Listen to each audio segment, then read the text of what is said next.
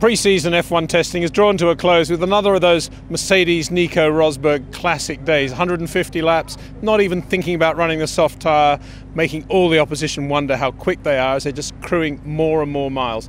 Nico grimaced a little bit when we asked him about track conditions today. Actually, they looked all right from the outside, but he said he didn't get the car absolutely as he liked, but he isn't too far away. There was a smile on his lips as he looked forward to Australia.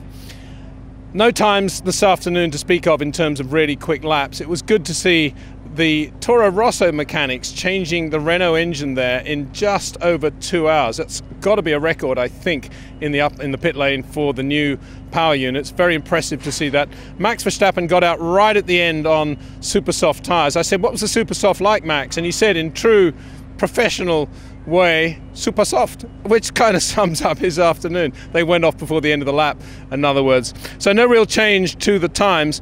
A bad day again for McLaren Honda, I'm sorry to say. Only 30 laps for Jenson Button. He went out in the afternoon, but they were just in and out laps, so not much. I'm sure they learned a lot, but not much in terms of lap time there to speak of. Pastor Maldonado had quite a big accident going into turn 4. That's the long horseshoe right-hander. It looked perhaps worse than it was. That took the left front corner off the car, although when I spoke to the Lotus people afterwards, they said, well, yeah, the impact speed actually wasn't that high. It wasn't driver error, it was a brake related problem. That's all the team are saying at the moment. So of course that meant an early departure for the Lotus team.